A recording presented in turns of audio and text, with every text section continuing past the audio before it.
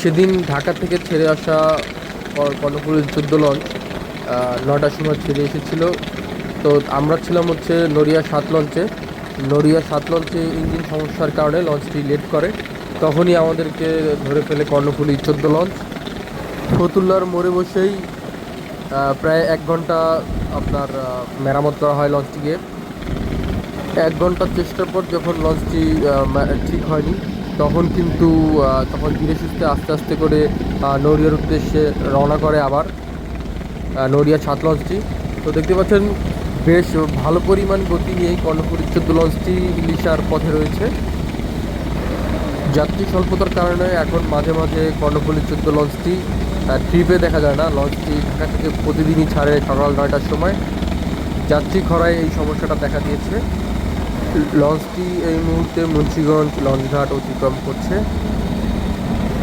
দেখতে পাচ্ছেন বেশ ভালো পরিমাণ গতি নিয়েই কিন্তু লঞ্চটি সামনের দিকে আগাচ্ছে।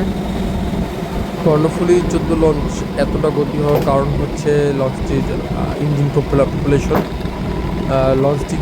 লঞ্চটিতে আপনার প্রায় 600 বিএইচপি টোটাল দুটি ইঞ্জিন লাগানো হয়েছে। মোট ক্ষমতা প্রায় 1200 বিএইচপি বা অধিক। ইলিশা থেকে আবার ছেড়ে আসবে 3টা 10 মিনিটে। আর ঢাকা থেকে 9টার সময় ছেড়ে থাকলেও যেতে যেতে প্রায় 5 ঘন্টা। তো আবার ঠিক দুপুর 3টা 10 মিনিটে লঞ্চটি কিন্তু ঢাকার পথে রওনা হয়। তো দেখতে পাচ্ছেন আমাদের কিন্তু ওটি দিয়ে চলে গেল কর্ণফুলী 14 লঞ্চ। আমাদের লঞ্চটি কিন্তু একেবারেই ছোট লঞ্চ। পিছনে লঞ্চের থ্রাস্ট দেখুন কী পরিমাণ থ্রাস্ট। এই এক একটা লঞ্চের যে থ্রাস্ট, এই থ্রাস্টের ঢেউয়ের ফলে আমাদের লঞ্চকে নাড়িয়ে দিচ্ছে।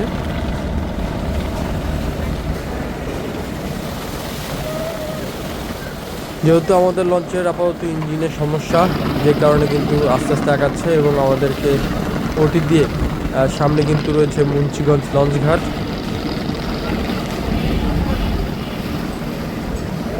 লঞ্চটিতে ব্যবহার করা হয়েছে জাপানের ইয়ানমার ইঞ্জিন। দুটি মেরিন ইঞ্জিন লাগানো হয়েছে।